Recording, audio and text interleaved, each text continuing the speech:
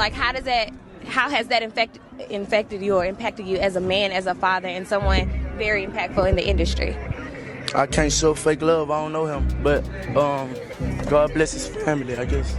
The tension surrounding Lil Durk and NBA YoungBoy has escalated far beyond their lyrical exchanges, reportedly spilling into correctional facilities where the consequences are far more severe. He feels you're poking the bear. You say that's his problem. What's y'all issue? According to emerging reports, a violent confrontation involving 10 inmates recently occurred, tied directly to the ongoing conflict between the two rappers. Multiple insider sources allege that both Durk and YoungBoy are exerting influence from behind bars, triggering a high-stakes power struggle among incarcerated individuals. Man, look at I put in these people's ears. Man, I feel very wrong about a lot of things. How many lives I actually am. These reports suggest this is not a typical rivalry, but rather an orchestrated battle for dominance and control inside prison walls. Lil Durk, currently incarcerated, is believed to be maintaining significant authority within the facility.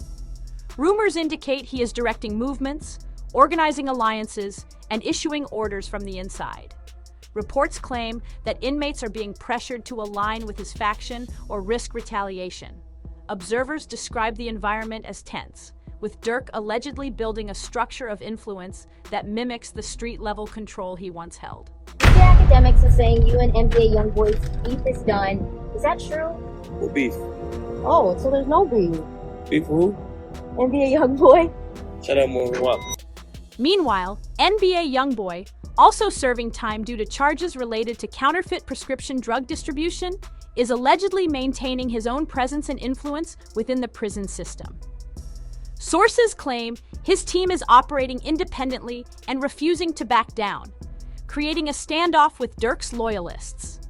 So you do something later and you go, oh, we ain't on game time. Like, that's not what we're doing. But you still got to be conscious of street, because street, you can just be oblivious to it in the streets. I'll catch up with you, eat you like breakfast, man. Like, it is what it is. This division is not only affecting inmate relations, but is reportedly turning correctional environments into highly volatile zones.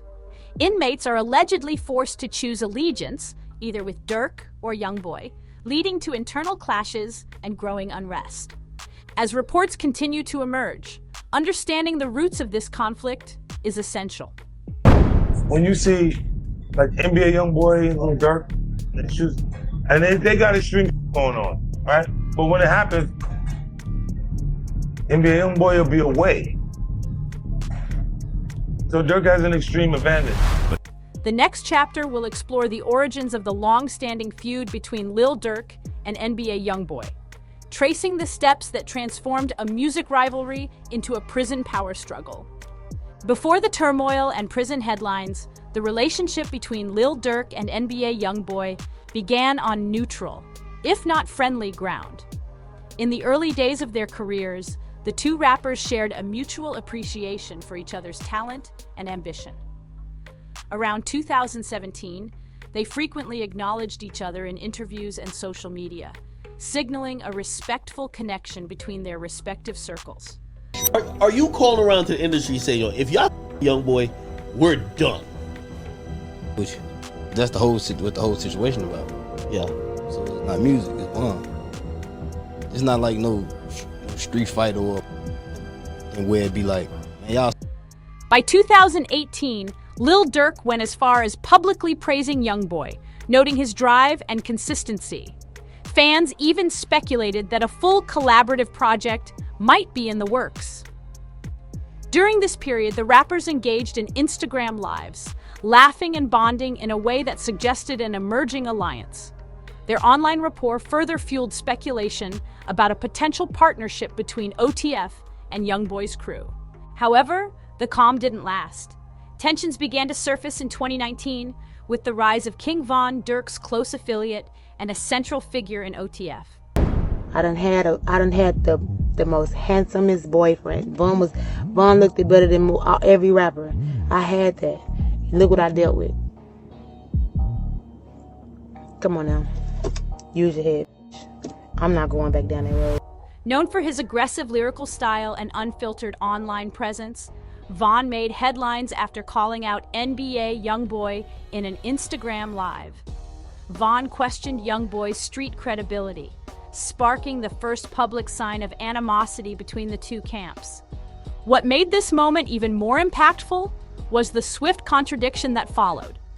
Von, shortly after the comment, appeared to retract his criticism, referring to YoungBoy as like a brother. This backpedal created confusion, but also laid the groundwork for what would soon become a bitter feud. Dev, like how has that infected you or impacted you as a man, as a father, and someone very impactful in the industry? I can't show fake love. I don't know him, but God bless his family, I guess. The final spark igniting the long-standing conflict came through a personal entanglement.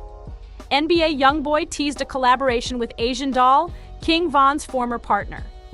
The snippet of their unreleased track quickly gained traction online, and fans immediately interpreted the move as a shot at Von. The tension now extended beyond music and street politics.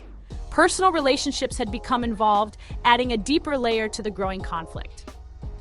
From that point forward, the relationship between NBA YoungBoy and Lil Durk's OTF was defined by aggression, retaliation, and public hostility. The next chapter will explore how this feud escalated beyond social media and into the streets, leading to a series of tragic events that would shape the future of both camps. Once the initial shots were fired in the form of subliminal messages and online shade, the tension between Lil Durk's camp and NBA YoungBoy's circle began spiraling into something much more serious. The release of YoungBoy's track Trolls served as a pivotal moment in the feud. While no names were explicitly mentioned, the lyrics carried unmistakable references that fans quickly connected to King Von and his associates. Man, look at I spoke about, look at I put in these people's ears. Man, I feel very wrong about a lot of things. How many lives I actually am. In the track, YoungBoy delivered lines perceived as a direct challenge to his rivals. Phrases like, "Don't come fish around this lake," and references to street actions taken in his hometown set social media ablaze. The lack of clarity only fueled speculation further. While YoungBoy didn't confirm who the lyrics targeted, the timing and tone aligned with ongoing tensions with Von, prompting fans to dissect every bar. Shortly after the song's release, the situation intensified beyond music. King Von and YoungBoy began trading jabs online, and their crews soon followed. One of YoungBoy's closest allies, Quando Rondo, entered the fray, directing verbal shots at Von and fellow Chicago rapper Lil Reese. The feud, now fully public, had escalated past industry posturing.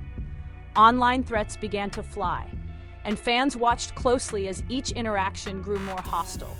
Quando's associate, Lil Tim, added more fuel to the fire by tweeting a warning aimed at Von's crew, specifically referencing Chirac. It was a direct challenge, further amplifying the animosity between the camps. This wasn't just a rivalry between two artists anymore. It was a full-scale conflict involving entire squads, and it was rapidly moving toward a violent conclusion. The tipping point came in November 2020. King Von was in Atlanta promoting his debut album when fate placed him in the same vicinity as Quando Rondo. At a late-night after-party outside a popular club, the two groups encountered each other. According to reports and surveillance footage, a physical altercation erupted without warning. King Von, seen throwing punches, quickly found himself in a chaotic brawl. Within moments, the scuffle escalated to gunfire. Lil Tim, reportedly acting in defense of Quando, pulled out a firearm and opened fire. King Von was hit during the exchange.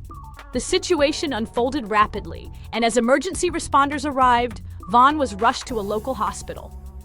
Despite medical efforts, King Von succumbed to his injuries. This moment marked a tragic turning point, not just for the individuals involved, but for the broader rap scene. What had started as a digital rivalry rooted in pride and music quickly became a real-world consequence with fatal results. The event sent shockwaves through the industry, forcing artists and fans alike to reevaluate the escalating nature of modern-day rap feuds. The tragic death of King Von shifted the tension between Lil Durk and NBA YoungBoy into a deeply personal conflict. What began as a battle of lyrics and reputations now carried irreversible consequences. Von's passing, tied to the feud, left Durk devastated. And in response, he transformed his grief into a relentless pursuit of musical and symbolic retaliation. Durk began channeling his pain into his music, using each track as a platform to address the loss and target those he believed were responsible. The veiled and not-so-veiled references to NBA YoungBoy became a recurring theme. Tracks released in the months following Von's death painted a clear picture. Durk wasn't backing down, and this feud was far from over. While Durk's energy remained high on the outside, YoungBoy was facing a new reality. With ongoing legal issues and incarceration tied to federal charges, his reach became increasingly limited. Collaborations were put on hold, public appearances disappeared, and momentum slowed. The stark contrast between their career trajectories became apparent as Durk expanded his influence, dropping music consistently, aligning with key artists, and increasing his industry visibility. Veteran rapper 50 Cent recently weighed in on the situation during his appearance on $1 Million Worth of Game. Known for his insight into rap conflicts and the business side of hip-hop, 50 didn't hold back. In his view, Durk holds the advantage because he's on the outside, actively working, connecting, and building. According to 50, YoungBoy's inability to participate in the industry from behind bars puts him at a major disadvantage. This wasn't just about music anymore. 50 emphasized that when an artist is absent from the public for long periods, their influence begins to fade. While YoungBoy still maintains a strong following, the lack of visibility and output creates a gap that's difficult to bridge, especially when his rival is thriving in his absence. On the other hand, Durk is leveraging every opportunity, growing his platform, and turning the narrative in his favor. The conversation has now shifted from diss tracks and street loyalty to industry control and cultural impact. With 50 Cent putting a spotlight on the practical fallout of incarceration in an artist's career, fans and insiders alike are watching how this will play out. One artist is in the field expanding his empire, while the other remains locked in a cell, disconnected from the world he once dominated. As tensions continue to rise between NBA YoungBoy and Lil Durk, the threats have moved beyond subtle lyrics and cryptic posts. What was once a back-and-forth rooted in rap is now a volatile standoff with visuals and language that suggest both sides are ready to escalate. On January 20th, NBA YoungBoy posted a series of ominous photos to his Instagram. The first showed him lying down beside stacks of cash arranged to spell out, "You gon' die." The second spelled out, "Stay safe." While some fans believed it could have been promotion for his mixtape Colors, released the next day, others took it as a direct threat aimed at his rivals, especially Durk and Lil Reese. The tension only intensified when Durk responded just 2 days later. He posted his own version of the photo format, positioned at the base of a staircase, with money spelling out, "Hurry y'all ass up." This was widely interpreted as a direct call out to YoungBoy, a signal that Durk is done with passive responses and now daring his opponent to act. The online comments were divided. Some called it the boldest moment of the feud yet, while others accused Durk of posturing without taking real action. One comment bluntly read, "I heard you ain't never slid on anyone, so stop the Instagram." Others mocked the move as imitation, pointing out the similarity in formatting, although many acknowledged it was clearly a response. Not an attempt to mimic style, but a return serve. At this point, the line between lyrical rivalry and real-life consequences is thinner than ever. Both artists are under intense scrutiny by fans, by the industry, and reportedly by law enforcement. Whether this conflict ends with another tragic event or fades out as both rappers move forward remains uncertain. Let us know your thoughts in the comments. Is this the final straw in the long-standing beef? Or is there another chapter yet to unfold? If you made it to the end, make sure to leave a like and subscribe. It helps the channel grow and keeps you in the loop for everything happening in hip-hop culture. And if you want more deep dives like this one, check out the next video showing now.